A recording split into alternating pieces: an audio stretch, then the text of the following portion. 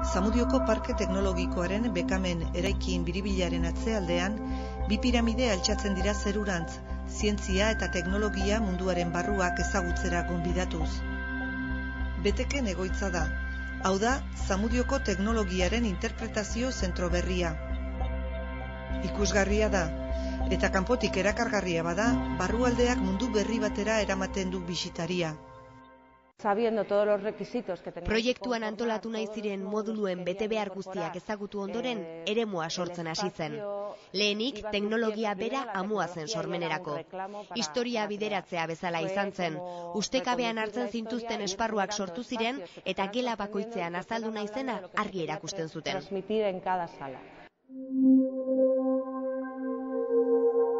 Beste mundu baten ataria zabaltzen du Elujar Fundazioak egindako proiektu honek.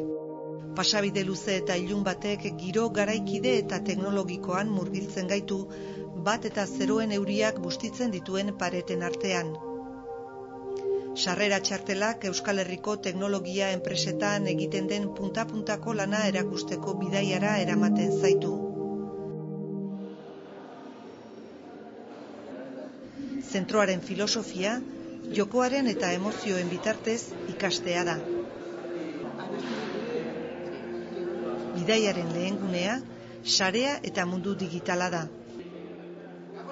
Hizkuntza bitarra, makinen gaitasuna edota sarearen erabilera dira gune honen ardatzak.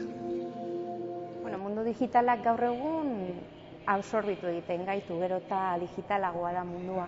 Betek teknologiaren interpretazio zentroa eta lehenengo nahi genuen ulertarazi edo erakutsi mundu digitalak berrak zena funtzionatzen dagoen. Hasita hizkuntzatik, abiadura, kapazitatea eta gero tresna digitalen barruko tripak edo erakutsi nahi izan dira. Zamudioko Parkeko enpresak kaleratzen diren zientzia aldizkariak eta zientzia eta teknologiaren inguruko azken albisteak jaso dituzte Betekeko kioskoan. Hau bigarren gunea da, etorkizuneko etxearen ateak zabaldu eta bertan eta planeta osoan erabiltzen diren asmakizun eta aurrerapen teknologikoak bildu dituzte hemen. Ia denei ezagun gertatzen zaien domotikaren aplikazioak, tresnen fabrikazioan erabiltzen diren azken material berriak, gure mahaira heldu baino lehen jakiek jasaten dituzten prozesuak eta argiztapenean eta klimatizazioan egin diren urratsak modu grafiko eta didaktikoan azaltzen dira gune honetan. Txikituz goaz bigarren solairura eramaten duen pasabidean aurrera egiten dugun heinean. Eta beharrezkoa da, izan ere, inguruan dauden beste munduak ezagutzeko atea zabaltzen du nanoteknologiak. Hemen jabetuko zarete txikitasunaren handitasunaz eta garrantziaz.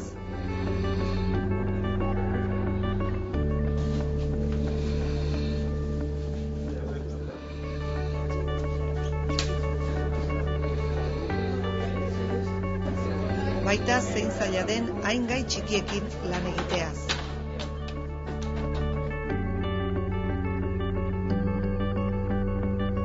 Nanoteknologiaren bizilagun bioteknologia. Izaki bizidunetan oinarritzen den teknologiaren eremuak hurbilak diren gaietan ikerkuntzen ondorioak ulertzen lagunduko du. Bioteknologia ze esparru desberdinetan aplika daiteken kontatzen da nola osasunean, elikagaigintzan, industrian eta bestelako aplikazioetan. Beste alde batetik garrantzitsua zen guretzako olako puntako gaietan ere eztabaida etikoetarako tresnak eta informazioa ematea.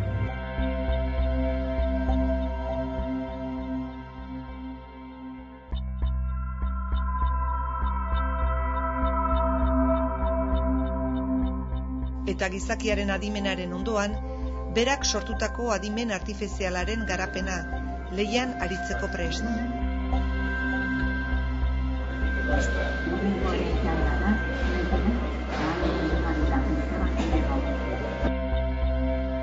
Zehatza eta efikaza robotikako beso honek makinak zein lagungarri diren erakusten du. baita zenbat erabilpen ezberdin izan dezaken. Bisitan zehar, egunero Euskal Herriko teknologia eta zientzia enpresetan lanean ari diren ikertzaileak bidelagun izango dira. Bertan aukerokiko dugu bai virtualean, bai errealean ere. Segure asmo bada ona ekartia inguruan, bertan, labeinen, ikerlanen, gaikerren, dauzene ikerlariak ekarri, eta ikasleekin euren esperientzia konpartitzeko, zelan atzerrira joan diren, zelan hainbeste lanetan ibili diren, eta zelan bueltau diren, edo zelako lan interesgarrietan ari diren. Adin guztientzako proposamenak daude beteken, zientziak eta teknologiak denen jakin-mina pizten baitu, baina bereziki gazteei zuzendua dago zentroa. Gazteei mundua, teknologiaren mundua hurbiltzea, hurbilean badakoie, ez da bakarrik hurbiltzen zentzu horretan, bezikan apurtxu bete barneratzea, ez da eurak izan ditezela partaide ez bakarrik erabiltzaile moduan, beste maila batzutan be bai. Nabarmena da azkenen urtetan, bai gure inguruan, bai Europa mailan ere, geroz eta teknologiako ikasle gutxio dauzela, teknologiako karretako ikasle gutxio dauzela, eta apurtxu bet hori bultzatu nahi dugu. Bisitaren amaieran, zientziarekiko eta teknologiarekiko jakin-mina piztea eta bokazioa sustatzea lortu bada, bidai interesgarri honen helburua bete egingo da. Betekera itzultzeak, lehenengo aldian ikusitakoa gogoratzeko balio izateaz gain, azken bisitaren ondotik, zientzian eta teknologian gertatutako azken aurrerapenak gureganatzeko ere balioko du.